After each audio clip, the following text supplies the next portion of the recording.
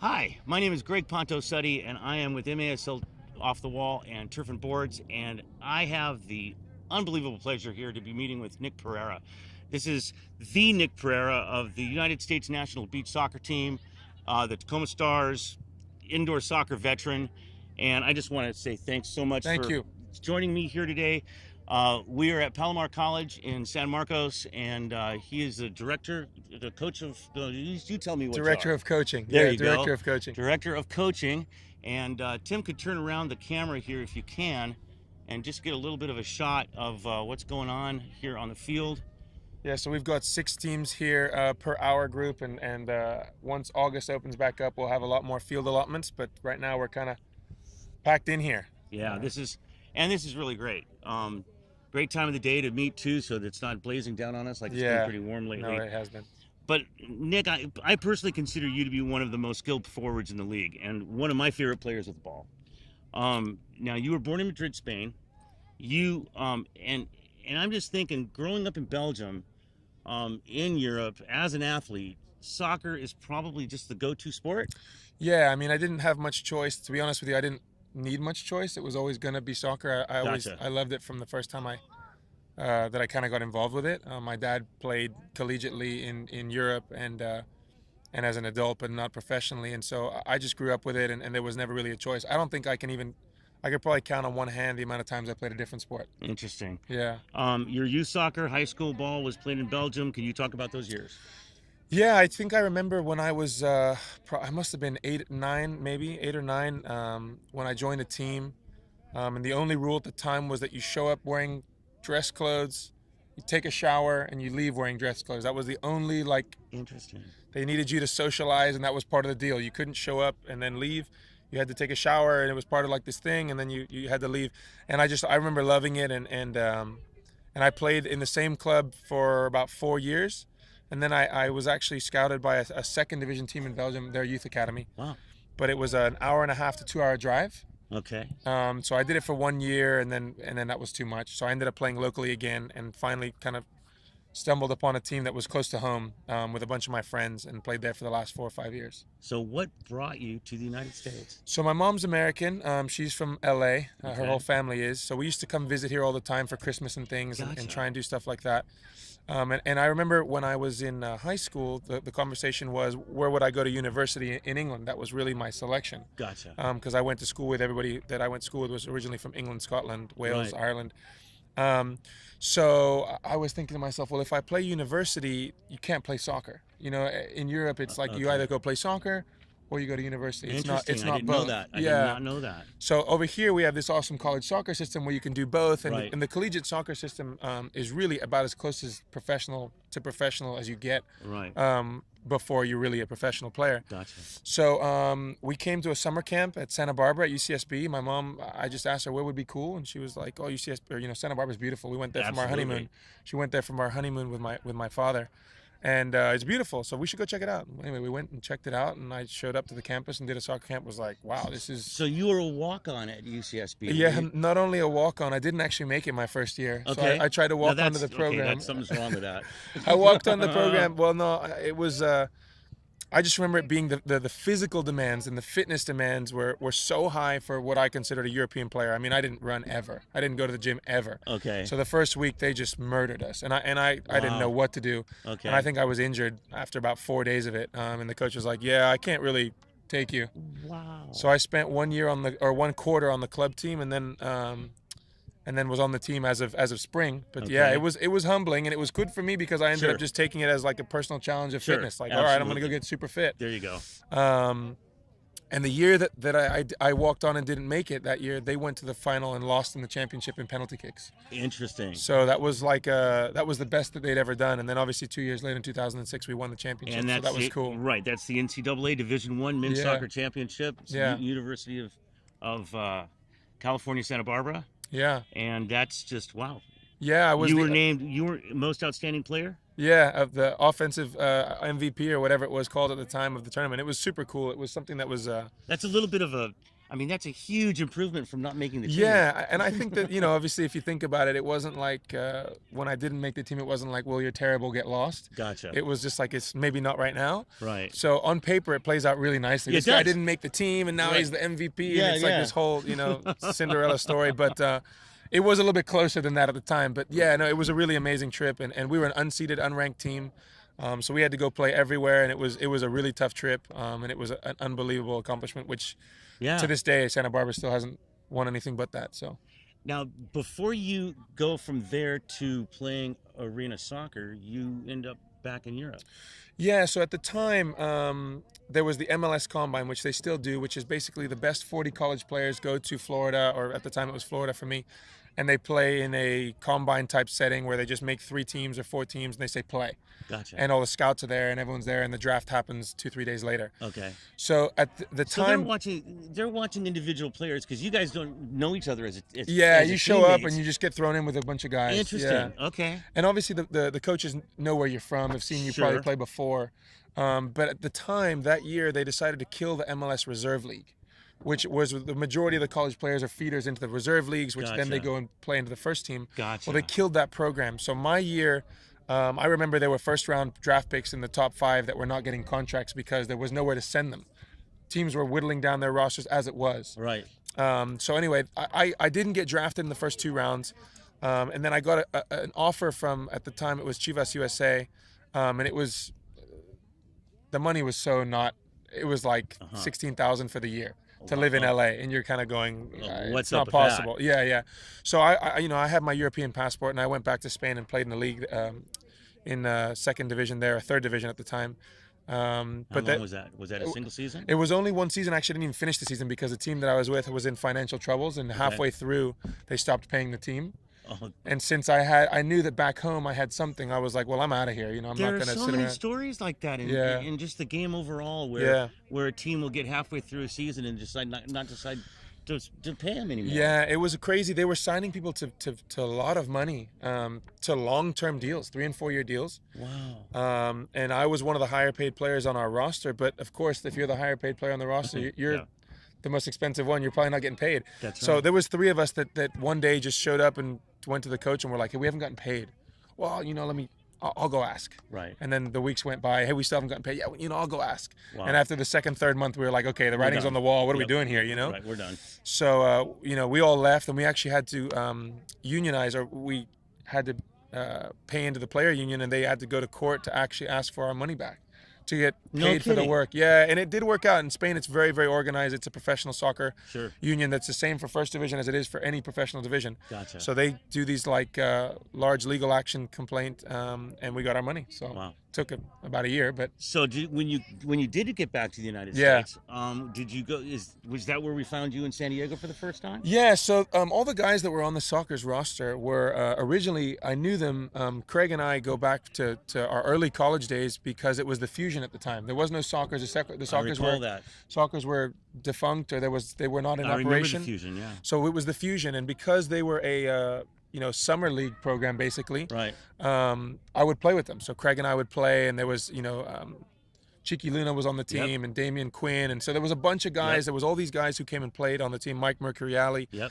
Chris Toth was on that team eventually. Right.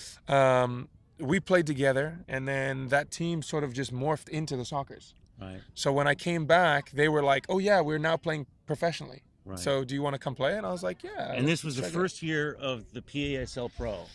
I think it was the second? I think they played a year before me. Okay. So I think they were playing a year before me. And when I came in, I was actually on the Fusion roster. I wasn't even on the Soccer's roster. Gotcha. And we were kind of doing those things where they would borrow you for a game, move up and down. Sort of like what they're doing with them too right now. Yes. So the same thing. At the time, the Fusion roster probably could have beaten every single other team in what their league was, except for the Soccer's. Right. Our Fusion roster, if you put it in the MASL now, would have, the stats are unbelievable. So Chris was on the team. Yeah. I was on the team. There was a bunch of players on that team that were really good players, and they actually used to have an Open Cup game that was Fusion against Soccer's. In fact, the first game of the 48-game winning streak was a game between the Fusion and the Soccer's. Okay. And ironically, Chris was in goal for the Fusion. So that game I played, Okay. well, there was one the year before me, but the game that I played was with the Fusion, and Chris and I played with the Fusion against the Sockers, and it was a close one. I think it was 9-7 or 8-6. It was a really close game. It was a close game. And that just kind of spoke to the quality within those two groups. And how long were you with the San Diego Sockers in that run? It was one season. It was the 1 year, and I think I only played 8 games. So then you went to the Milwaukee Wave. Yeah. This is MISL 3, and you went to the Milwaukee Wave, and I'm watching some of these games and watching Nick Perera, and the guys that are calling the games are referring to you as a rookie.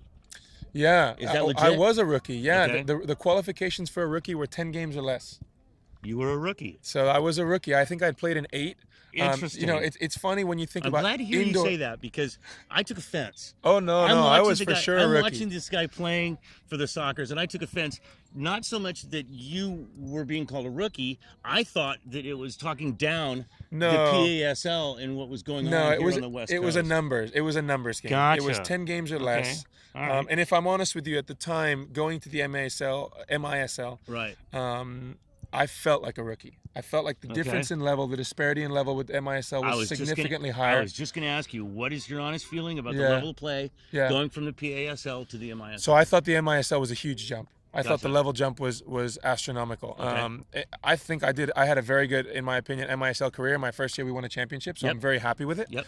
I thought I always contributed and did a very good job there, but I felt like the level of professionalism throughout the organizations, throughout the players, how prepared they were, how serious they took it, I thought it was a giant jump. Interesting. And Keith Tozer, obviously being the coach of the Milwaukee Wave, he's a legend. Absolutely huge. Training with him was not training. It was like it was harder than games. Gotcha. So just going into that environment of training and having to work that hard was. Keith Tozer, we found Keith Tozer in Orlando last week, or a couple days ago, helping Orlando get their team off the ground. So he was doing a combine there, I believe, for them, and also a futsal combine at the same time, something like that. That's very cool. Yeah, and he was unbelievable. So just training with that, he had created a culture on that team where every single training was do or die. Nice. So you show up to training and you cannot put anything but 100% earnest effort in, and I lapped that up. I thought it was fantastic. That's great. Yeah. That's great. All right, so my chronology might not be perfect here, but when did you get involved in beach soccer? So I'm assuming that this is going to happen after you've left Milwaukee and have come back to the Sockers. No. So I started beach soccer on the national team in 2011. That was my first year with the national team. So at some point in 2010, when I was with the Sockers, that was my last sort of year with them, the 09-10 season. Okay. We were doing this Fiesta Island tournament that we did, and the Sockers used to put a team in, and we won it 5 or 6 years in a row. Wow. And I used to play with them even when I was with the Wave. I would come back and play on the Sockers beach team because there was no real affiliation, or there was a nebulous affiliation, so I felt like it was acceptable. And we won, and the national team had entered in the tournament, and there was a tournament that was coming up. There was an international tournament in Miami with Brazil, Spain, Mexico, and USA. Okay. And this is beach soccer. Now this is sanctioned, of course. Yeah, beach soccer FIFA. sanctioned by FIFA. Yeah, FIFA. And I had no idea what it was, by the way. I showed up to this Fiesta Island tournament like, yeah, sure, I grew up in Spain playing beach soccer. It sounds great. I mean, I used to play it all the time on the beach. It was fun. But it was never organized. It was never rules. There was never anything. Wow. And we showed up to Fiesta Island with Chris and myself, and we won the tournament, which was at the time kind of like, oh, yeah, we won, cool, whatever. Right. And then the national team coach comes up and goes, hey, we're leaving in 5 days. Do you want to come and play Brazil, Mexico, and Spain? And yeah, sounds fantastic. Cool, I can do it. Wow. And that just kind of took me down this path of beach soccer, and beach soccer has completely reinvigorated my passion for soccer. Yeah. I had this major downer after the team didn't pay me in Spain. I had all this negative stuff. Beach soccer and indoor came along and just kind of spruced me back up. Right. So now I wasn't aware of this tournament on Fiesta Island. Yeah. I have been aware of the tournament that's been held annually in Oceanside. Yep. The San Diego Sockers fielded a team there and won the championship there one year. Yeah, against me with the national team. And were you playing with the national team? I was with the national team at that time, and Chris was with the Sockers, and I was with the national team. That's a beautiful story. And that was a beautiful story. That was the time we lost. They beat us in the final. it was a feeder national team. It wasn't like the team, you know. Gotcha. It was like a local team and Right, whatever. right, But I get it. It was still the national team. Sure. But that was the one where leading into the tournament, I was telling our coach, I go, listen, I've got this guy who I've played with the Soccers and beach soccer, Chris Toth. He's fantastic. You should really take a look at him. He's going to be playing in this tournament. You should go check him out. Okay. And of course, he goes and wins it and beats us. That's and fun. he's picked best goalkeeper, and he was, I mean, he's unbelievable. Yeah, so he is. it was an easy sale. Yeah. But that was the one where I was like, hey, you should maybe talk to him. He's really good. Check him out. And then he goes and beats us in the final, and he's like, really oh yeah, good. that guy. Yeah, he is good. Yeah. And just to jump forward a little bit, you and Chris won that tournament this year. Oh yeah, we won Oceanside together this year, playing for Go Beach Soccer, which is our friend Michael Palmerin's team, and and this year I'd never won Oceanside before, so I've done quite a bit in beach soccer, but I'd never won the tournament that was 10 miles from my house. Right. So that was really cool to win it. Yeah. And you were awarded not just the championship trophy, but you and Chris both walked off with individual trophies, both. Yeah, Chris was Golden Gloves, I was MVP and top scorer, so it was cool. It was nice. That is very cool. I think it's nice for the tournament too to have like local heroes, or have guys that are from the area that do well, so they enjoy it too. So now to rewind a little bit, in 2013, you guys went to Tahiti. Yeah. Talk about that. This is the FIFA World Cup of beach soccer in Tahiti 2013. Yeah, Talk about that. It was unbelievable. It was the coolest thing I think I've ever done. We won the CONCACAF qualifiers in Bahamas earlier in the year. Right. And at the time, and still kind of somewhat, the beach soccer team doesn't get a ton of funding. So for us to go to the Bahamas and win, it was pretty incredible. We weren't expecting it. Right. So it was like March or April, I believe, that we won the qualifier in CONCACAF, and the World Cup was in September. Wow. So or August. So we were like, okay, we've got 4 months on our own to just train. Yeah. Train. Yeah. And Chris and I would be doing double days for essentially 3 months. We were out there every day on the sand, every day in the gym. We were going crazy. Wow. So we got to Tahiti, and it was just spectacular. The stadium was unbelievable.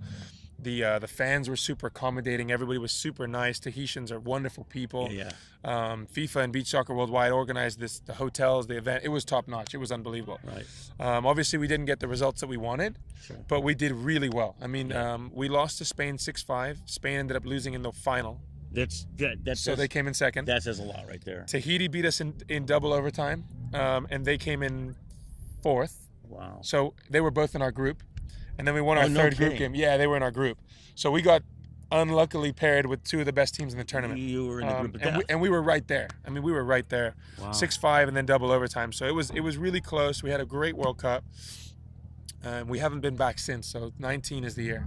So talk about what's going on currently with the beach national team. Yeah, so we have a bunch of events. We've got actually a really cool event coming to Oceanside in October with the national team, which hasn't even been officially announced yet. It just was. There we go. MSL off the wall, got the inside scoop. October 11th, I believe. Okay. In Oceanside. Wow. It'll be an international event. It's gonna be really cool. The stadium plans are unbelievable. I've heard all about it. Wow. So that'll be really cool. We've got an event in Hungary later this month, which obviously Chris Toth is gonna go to Hungary, which will be really cool for him. That's huge. Yeah, he went back last year with his dad, and it was quite an event. So they're going again. We're going. Chris and I are going this year with the national team, obviously. Wow. And then we'll have qualifiers at some point in 2019, and the World Cup in 19. So it's coming up. It's very, very close. And so we need to follow this tournament coming up in Oceanside. Yeah, and there's the American Outlaws have already reached out. They're gonna be in full force. Oh, good. So I'm really hoping that the San Diego scene just comes out in full force, because it's the first time we've hosted an international event in beach soccer. Right. And it's pretty simple. If it's a fantastic event, there's more. That's right. If it's not that great, then there's not anything else. And fantastic is the fans embracing it. Exactly. I mean, if we have anytime the U.S. team plays, and I can also say that Mexico is one of the teams that's coming. Nice. Anytime there's a USA-Mexico game, that usually goes pretty well. Usually goes pretty well. Yeah. Especially in San Diego County. Exactly. So we're hoping that game just is a blockbuster and fills out the stands. So now let's shift back to arena soccer. After you left Milwaukee, you came back to the San Diego Sockers. Yeah, so I did 3 years in Milwaukee, and then I felt it was time to come back. It also coincided with the year that the MASL was created. Right, the year that the PASL, MISL came together, created the MASL. So the first year of the MASL, I was with the Sockers. We find you back in San Diego at the San Diego. The way I rationaled it was, if everyone's going to play at the same level, then why am I not at home?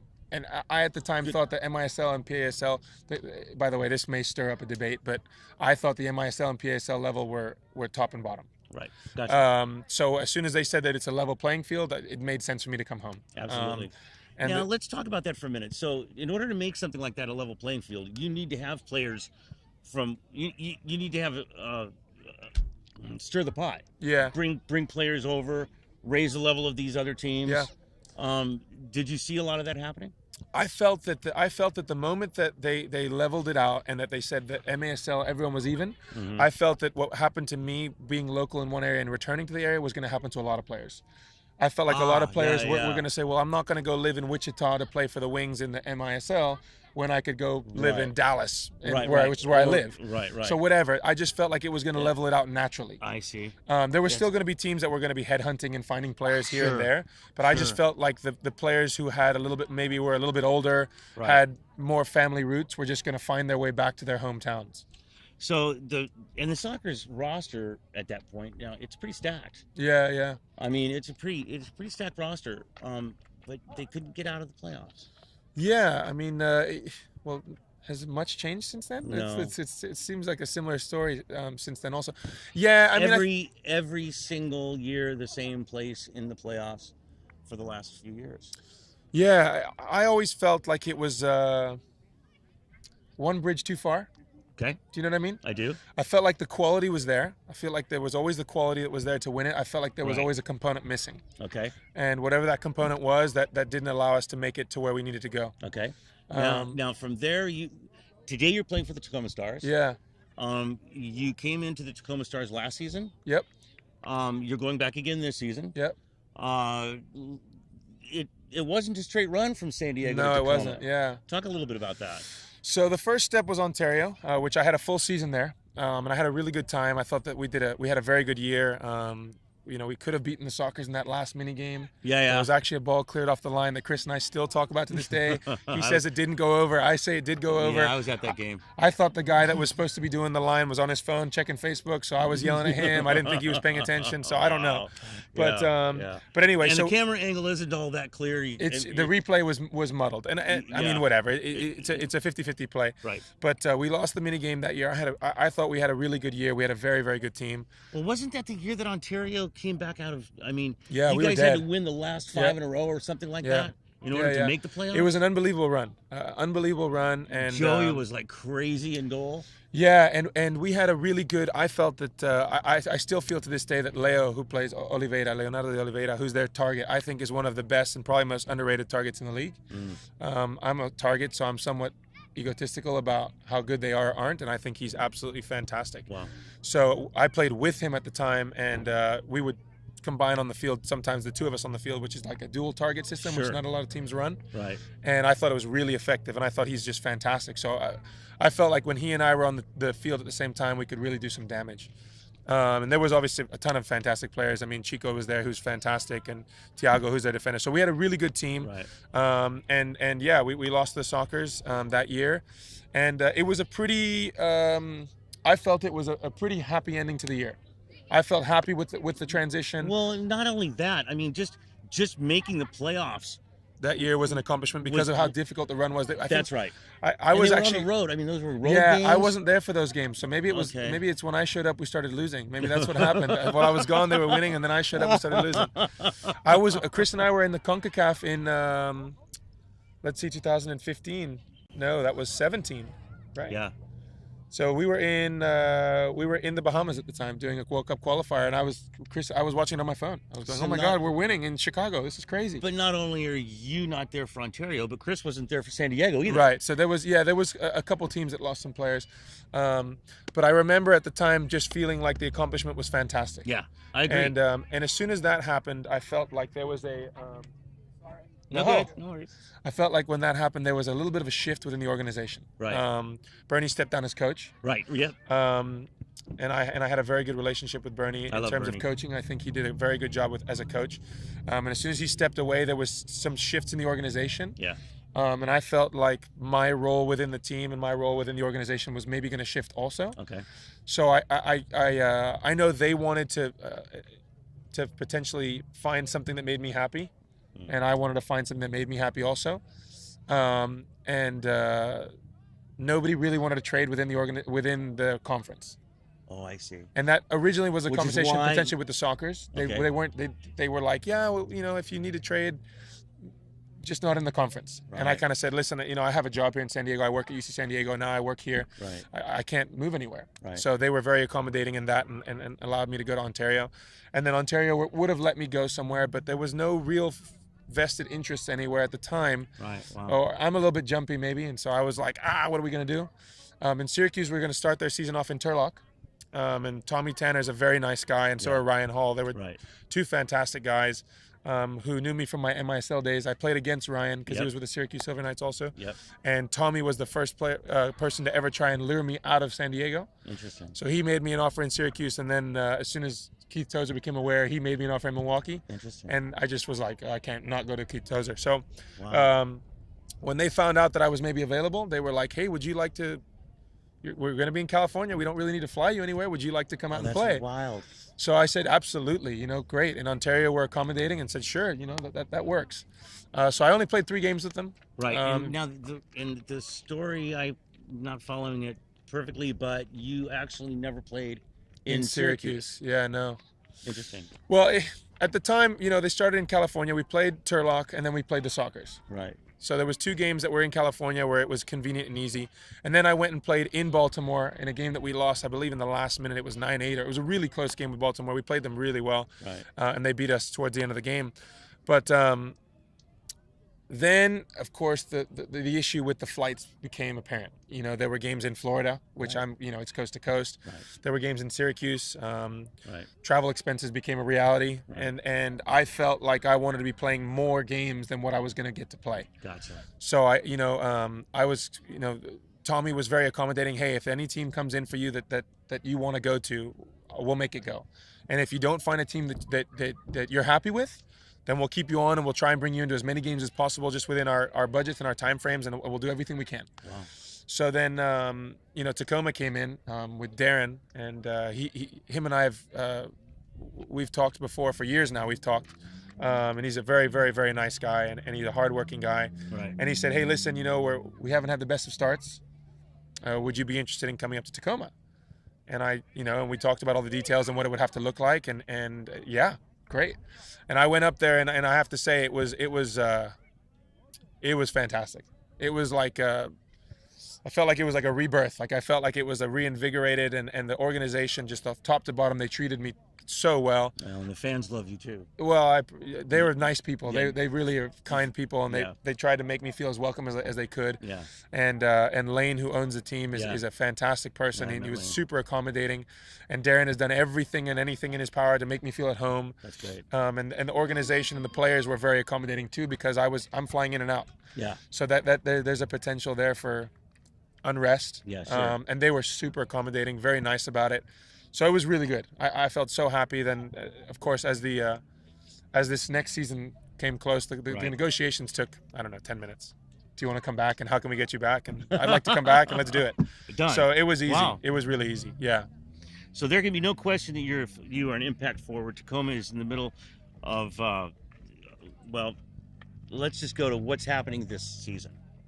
Tacoma has Taylor Bond has come to San Diego. Yeah. What do you see coming up in Tacoma this year with the team that you project seeing there? How do you think they're going to look? I think we're going to be very, very good. I think we've got a group of players last year that were last year I believe was like the 3rd year for a lot of players. Right. If you look at organizations within indoor, it usually takes a player 2 or 3 seasons to really feel comfortable to the game. And I feel like this year being the 4th year for a lot of those players, it's going to really change around the way that they play. Right. So I think that, going into the playoffs, obviously beating San Diego at home, we beat them in Tacoma last year. That was a marquee game for us that we played particularly well. And then obviously they put us back in our place, so to speak, here. Yeah. But I think that we can build on that. Rivalry. It's a great rivalry. Yeah, and I think that game in Tacoma was a really good one for the organization, because I think that that there's been this, the Stars and the Sockers have been their age-old franchises. Absolutely. And there's all these statistics about who played who and how many times have we won. So I think that win was a really good one for the organization. I agree. And one that really kind of helps feed into that rivalry and into the history of those two organizations. So it was a great one. I think that we could have done better in San Diego. Well, yeah, a W would have been better in San Diego. Yeah, we could have done a lot better. But San Diego played very, very well. So we can't take credit away from them. They did a great job and played very well. We didn't play as well as we had in Tacoma, but that's what happens. It's soccer. You play the game for a reason. So, what do you think about the level of play now that the MASL is 4 years old? Do you see that has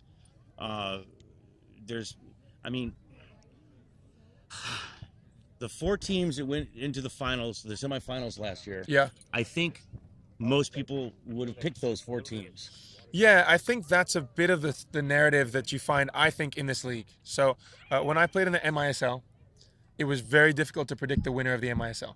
Right. There was only 7 teams, mind you. Right. But even within those 7, I mean, I played 3 years, and it was Milwaukee, Kansas City, and Baltimore. We each won a championship, those 3. Right. So you really didn't know. Right. And every single game, no matter who you played, was going to be a battle. Right. The MASL, I feel like, scheduling is a huge component of the league that goes unsaid. No one says anything about it. No, I think there's some people saying things about it. I mean, well, yeah, it's a huge deal. I think that who you schedule, when you schedule them, really determines the season you're going to have. I hate to pick on the Sockers, but I think if you ask them, they are catching a lot of teams on Sundays because of the way that their arena's booking is. Absolutely. They're catching teams on Sundays after they've played Saturdays and Fridays. Gotcha. I think that's an enormous advantage. Right. And they're not the only team, obviously. I just know because I live here. Absolutely. But the scheduling component of that is huge, and not just the scheduling of when you're playing, but who are you playing. So the league is trying to keep travel expenses down. So because of that, you're limited to be playing strongly in your division. Sure. And if the Eastern Division is a stronger division than the Pacific Division is, which I think unarguably that's the case. Yep. You're going to have the team like the Sockers or Tacoma playing a schedule that's not as strong. Yeah. As say a Syracuse. For sure. I don't think there's anything you can do about that. And I agree with trying to keep travel expenses down. I mean, it's a huge country. It's a long way to travel. That's right. I just think it's difficult when you when ultimately those teams are kept to the same standard. That you can't really like handicap games. But I get it. But it's very difficult to say, there's games that you've won before you show up. There's games, and I won't quote them, but there's games that the Sockers could probably send their reserve players and know that they're going to win that game. Right. And that, unfortunately, is a shame because you only get, whatever it was, 22 games. So what a shame that one of those 22 is kind of a who cares kind of game. Like, we already know we're going to win this one, and whatever, we'll move on. It's a shame to be able to have that because me, at least as a player, I want to show up to a game and know that I have a game. Right. Like, this right. is a match. Right. I'm showing up, and right. if I don't play well, we're losing. Leave it all in the field. Yeah, right. and there's games, unfortunately, within the league where you just know that you're going to win. And it's not just our division, that's every division. Maybe not the Milwaukee, Missouri division as much, although St. Louis was a punching bag for 1 year. Now even last year, even though their record doesn't show it, right. a ton of those games they were in. Yeah, they were. I watched them because a lot of friends on that team, Everton's the coach who right. played with me in Milwaukee, and Pablo, who's with him, Tony Walls, Tony Walls ended up somewhere else. But so that team was 2 and whatever they were, but right. there was 8 games that they lost in overtime where they were right there. So even those games, yeah, they were at the bottom of the division, but they have to play those games, and they're real games. Right. So it is tough, and I feel like the MASL does have some significantly weak teams in brackets and divisions, and I understand why they're there. But I think as players, and as fans, I'm sure that you show up to a game sometimes going, well, the Sockers are playing blah, blah, blah.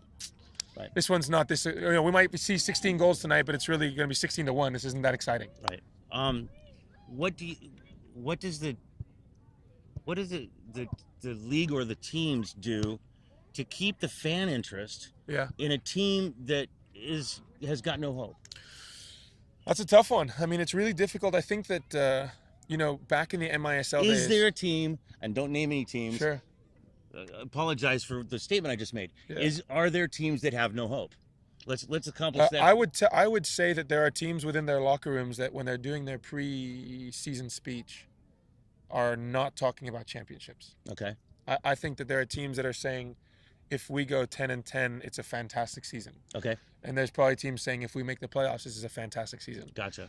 So I think that, I don't know, but I would imagine, I haven't been in those locker rooms, but I would imagine that teams are somewhat realistic about their hopes and their expectations. Right. Okay. I would imagine, I mean, being in the soccer's locker room, I know that their entire goal the whole season is championship. Right. So there's a lot of teams talking about championships. There's a lot of teams probably not talking about championships. So then let's take that then and move into the question I asked a minute ago. How do you keep a fan base interested if that team doesn't have a realistic hope to succeed well during the course of the season? Yeah, it's a tough one. I mean, what I was saying is back in the day in the MISL, before I got there, they used to do an expansion draft.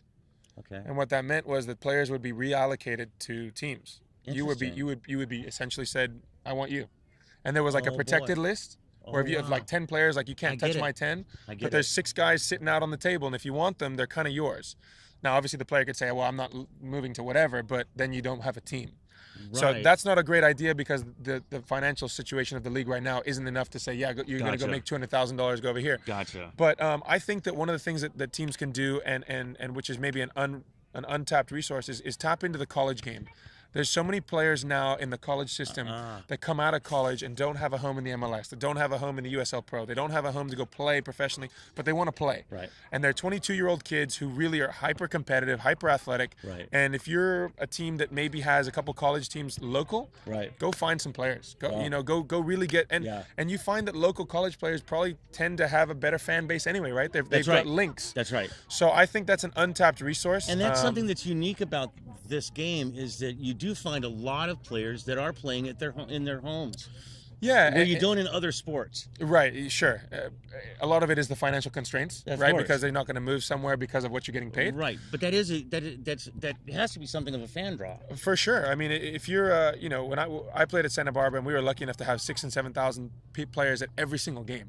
Right. Because we didn't have a college football team, so our soccer team was our football team. That's right. That's right. So there's still people that I will bump into who know me from my Santa Barbara days, and they're like, yeah, we still go to the games. Nice. So they still follow. They still follow Gauchos because that's part of that culture. That's right. So for sure, the college players is a huge untapped resource, and one that's difficult to get because the indoor game requires a transition. It takes you a while to get it. Absolutely. Players can jump in and be the best college soccer player, but maybe they jump into indoor and it just doesn't work out for whatever reason. Right. But I still think that there's more players that are there than what are being currently used. So I want to shift gears, get off the field.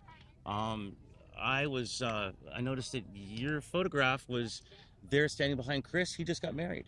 Yeah, good for him. Yeah, and you were there. Yeah. Let's just sort of celebrate Chris Toth's wedding for a minute. Yeah, I was a groomsman. It was awesome. It was a wonderful wedding. He was out in Temecula in wine country. Nice. And it was really cool. I mean, they did a super fun job. It was a hot day. Yeah. It was hot in Temecula. Yeah. But it cooled off, and we had a good time. And congrats to him. He's been with Kayla for a long time. Right. Yeah. And they're a wonderful couple, and so all the best. I had the privilege to watch the was it the final? Was it the final? The World Cup final with Julie and Zoli. And Zoli here we're watching the World Cup final, and Zoli's just got his camera, his phone out, and he's got 1,200 pictures of the wedding, and he can't show enough. I know. Yeah. Well, it's a proud dad. Yeah. It was pretty fun. If you talk to the Toth family, they were hoping you would have gotten married years ago, right? Gotcha. But no, I think they took their time. And they've been together for, like you said, forever, since high school. So they've already adopted her, huh? Yeah, she's been within the family for a long time, and she's fantastic. And they have, I'm really happy for them. They just got back from their honeymoon recently, and now, of course, we're leaving to Hungary. So now we're training. But yeah, it was a really cool event, and there was a lot of soccer's people there, and he did and everyone seemed to have a really cool time. And let's talk about your family. You got 2 young kids. Yeah, I've got 2 little ones. Okay, so Theo, who's 1, and Sophia, who's 3. Awesome. Yeah. So talk a little bit about dadhood. Whew, it's the coolest thing in the world, and it's the hardest thing in the world, right? Yeah, it's absolutely. It's the most difficult and the most fun. Yeah. and what's funny is it's not those two things at different times. Yeah, that happens all in the same. simultaneously. Yeah, all in the same. So it's pretty incredible because the amount of joy they can bring you with something trivial is, I mean, I know, huh? Something just nothing. They make you the happiest you could possibly be. Yeah. And they can also flip the switch and make you the most upset and angry you could possibly be within 2 seconds. And sometimes it's just nothing. I know. Sometimes it's the buildup. It's just like, oh my God, what did you want? Like, leave me alone, you know? Right. And but it's challenging, and I think it's the coolest challenge because you're constantly learning about them, but you're learning about yourself. That's right. And what values you appreciate and how you think people should treat each other and all this important stuff, which goes into how you pick your partner, who you marry, and how you do it. So all these things factor into it, and it's really cool because it's an exploration of yourself, but it's also, I feel like every day that I'm with my kids, you like learn something. So one of the things that they learn so fast. One of the things that I told Craig and Brian when they had their kids was, see if I can get this right. The only thing better than the last moment is the next. Yeah. I mean. Yeah. I mean, it's every 2 seconds there's something new. Yeah. And my son's 1, and he's starting to talk and say things, and he Yeah. runs all over the place. Yeah. And my daughter is like unbelievably smart. She speaks in English and Spanish, and No kidding. Yeah, she's unbelievable. So it's really cool. You just sit there and watch the whole thing unfurl in front of you. It's incredible. Yeah. Yeah. Well, Nick, arena soccer, beach soccer. Thank you. Nick Perera. Thank you. Yeah, it's been a pleasure. Thanks so much for accommodating us here. Yeah. It's been an opportunity to get to know you better. Yeah, thank you. And that's what this is all about, is trying to bringing this to the fans. Yeah. This is the first time that I've met with a player off the San Diego Sockers. So Cool. This is something of a little off the reservation. Yeah. Well, next time you come to Tacoma, we'll get Danny out here. There you go. We'll get Danny Waltman. You can do one of him. That would be fun. He's a fun guy. Yeah. You'd be a good conversation with him. I would love to meet with Danny. I would love to. Yeah, he's a good guy. I think that what you find with these organizations a lot of the time is that the people that stick around, who really play the game for a long time. Yeah. It's not just good soccer players. You have to kind of be a good person, because there's a lot that goes into the indoor soccer culture. That's something. Tough. Let me say this, because this is something my wife made the comment. Every single time that I sit down with somebody, she comes back and is just amazed at the congeniality, the personality, all of you guys. I mean, it speaks to the core people. Are, as you say, just quality individuals. Yeah. And it's a great. That sounded like I was tooting my own horn. I wasn't trying to. I was trying to speak to the credit of everybody else that you've interviewed and all the other people. Anyone who's been in the league for a long time, they're around for a reason.